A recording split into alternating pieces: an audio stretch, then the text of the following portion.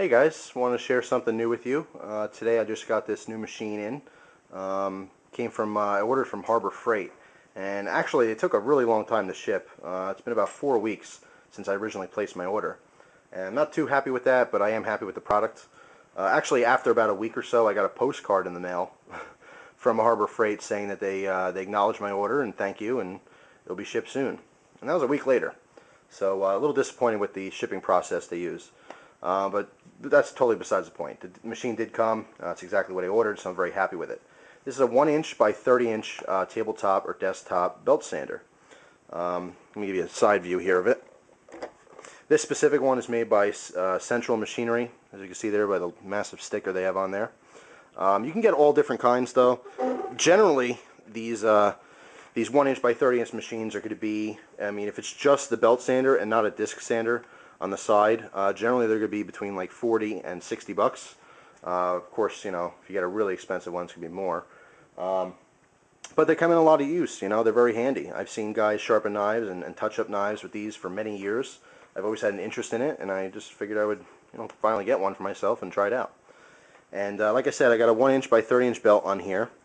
Now this is actually a leather belt. This is a leather belt. I'm going to do some stropping today for you. This is not the belt that came with it. Actually, if I open this drawer here, below the camera, I'll show you what came with it. This sanding belt, which is an 80 grit belt. Okay, so it's pretty coarse. You can use this to sharpen knives, but it's way too coarse to just do some fine touch-up work. But this is what comes with it. Of course, you could buy belts. 1-inch by 30-inch belts range anywhere from $6 to $15. It really depends on what kind of belt you're getting. Some of the Scotch-Brite ones can get way up there in price. Speaking of Scotch-Brite, I actually bought a couple on eBay. I got a lot of them. Not a lot, I mean a lot, like L-O-T, like a grouping. I got 3 different kinds. The blue is fine, the burgundy is a medium, and then this brown is a coarse. And these are actually really good for metalwork, these Scotch-Brite. I believe these are made by 3M. And these range probably, I've seen them sell for about $11 or $12 a piece. But I actually got 13 of these for, I think it was $50 with shipping. So it was a pretty good deal. I'm set on belts for a long time. And then I went to Jan's Knife Supply online. Hold on a second, I'll grab their catalog here. Jan's Supply. You can look them up on, well, actually you don't have to. It's right there, the website at the bottom. And there's their phone number. And I bought this this belt you're looking at. It's a leather belt. I think I paid $11 or $12 for it. And I also got some white compound, some stropping compound. This was I think it's a 6-ounce. It's either a 4 or 6-ounce bar. And this was only like $6. And you can buy this by the pound if you want to, but I didn't need that much right off the bat. So basically I liberally applied this all over the belt, kind of spun it around slowly and rubbed it on just like a crayon. You just got to rub it on. Nice little layer of that. And then actually, you can see all the black here. I kind of broke in the belt a little bit with a cheapo knife just to get it going, so it smoothed out a little bit. And now, actually, on film here, I'm going to try out touching up my Spyderco Tenacious. You can see there's a lot of use on this knife. I actually recently brought this up to my grandfather's, and I use this to hack away some weeds. He has a path, a walking path around the pond there, and it gets overgrown with weeds and all kinds of crap. And usually I take my machete and just chop it away with that. But I decided to test this out, actually choke down way on the handle like this, so I have a little more reach. And I was just hacking away at them, And it actually worked really well until I hit the cattails, on kind of the inside of the pond. And the cattails are obviously very fibrous, a lot thicker. I got through a bunch of them before it started dulling out on me. But right now it's not tip-top, so I'm going to try to strop this using this belt sander for you.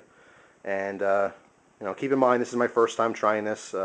I've seen some technique. Obviously, something like this, using a belt sander, it really just takes practice. That's all it is. You don't need a professional to tell you how to do it. Just kind of a learning process. Obviously, the biggest no-no is going the wrong direction. Now, if I turn this on real quick to show you, this belt is spinning towards me, so it's coming down. Okay, so I do not, at any point in time, want to sharpen like this. If I put the blade upwards, it's just going to cut right through the belt. Goodbye belt. And, might throw the knife, who knows where. So, big no-no. This belt's going downwards, so I want to obviously sharpen away from the blade the entire time. Something to keep in mind. Some belt sanders might go up. You see guys online, you know, sharpening like this. And this gives you a little bit of a better view, but I didn't really know when I ordered this which way it was going to rotate. I might be able to switch it somehow, but for now I'm just working with it like this. That's fine. Not a big deal. But anyway, just little tips like that. You know, you want to follow the edge. You want to keep it square to the belt. So as I do this demonstration, you're going to see I'm going to turn the knife blade like this, so it's always square. Okay. Obviously, that's going to give you the angle you need when you're sharpening. In this case, I'm just stropping. But I might make a video series on doing different things with this machine. But for today, this is just an introduction. Like I said, just kind of sharing my first experience with this to see how it works out. So again, this isn't it's somewhat sharp, but it's definitely not shaving sharp. And I already tried a paper cut test, and it kind of was dragging through and tearing a little bit. So let's turn this machine on and give it a go. I'm just going to do 2 passes. I'll do a nice slow pass on each side. Then I'll do kind of a quick pass to clean it up a little bit. Now, as far as angle, it's really by eye. I mean, I'm so used to hand sharpening, I kind of have a feel for it already. But let's check it out. So here we go.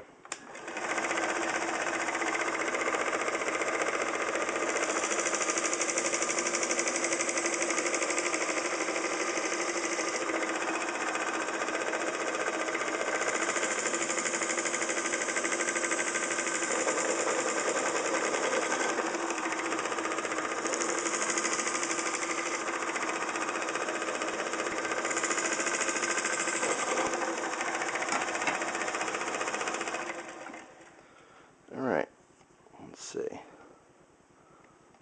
Feels good. Actually, it feels really sharp now.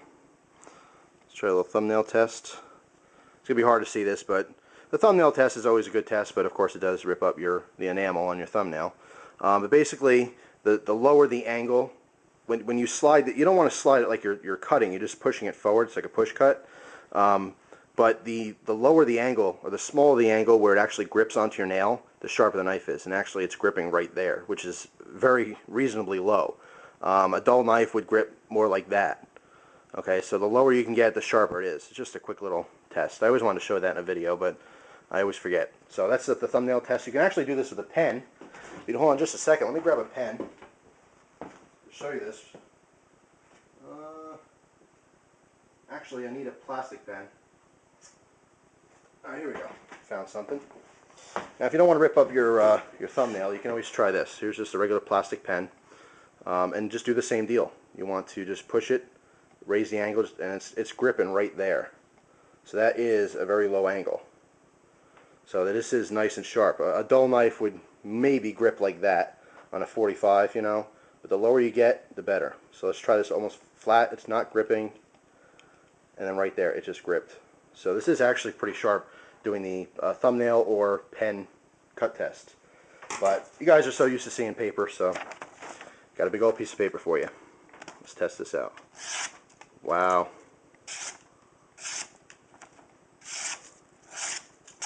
That is like ridiculously sharp. I am totally in love with this. I would get that result from hand stropping. It would probably take me 20 to 25 minutes. This took me literally, I don't know, 8 seconds. So I am extremely happy with those results. Let me try to get you something real thin here to kind of knock that off here and try to get some real thin ones to show you. I don't even think you could see that. It's not even going to be in focus. So let me try. Let's get a fresh side here.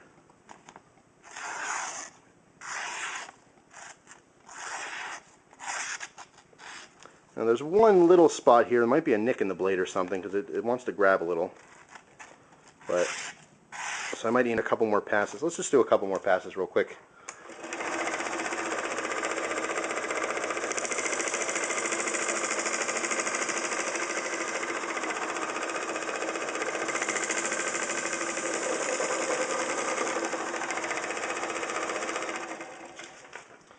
Alright, let's firstly,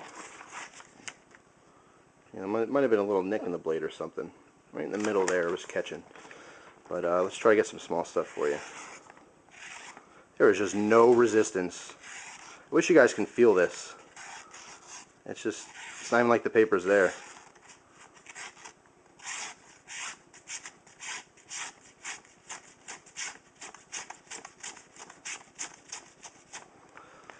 There you have it. Super, super sharp knife. And a huge time saver. So I am definitely in love with this. I would, right off the bat, highly recommend it. I've been missing out all these years of loving my knives and hand sharpening. To think, I could have got this, you know, 7, 8, 10 years ago. And I wouldn't have been messing around with all these different sharpening systems. But I am happy. I'm happy that I have experienced different things and I can, you know, sharpen by hand. It's always good to learn how to sharpen by hand either way. And that will definitely come in effect. Your experience with hand sharpening will give you more experience using this right off the bat. But wow, that's really cool. I'm really excited about that. Very good results. Very happy with this. So the investment I made was $50 for the machine, $10 for this belt, $6 for the compound. The other belts are obviously optional, you know, if I want to actually sharpen knives. But just to touch it up, you're looking at, I don't know, what did I say, 56 and 10, so $66 plus shipping. You figure less than $100 said and done. You can get a couple belts, and you'll be set. Very cool. So my Spyderco Tenacious is back to tip-top shape, and I'll probably want to draw some blood from me soon. So I better put it away before I get cut. Thanks for watching, guys. Appreciate it. Take care.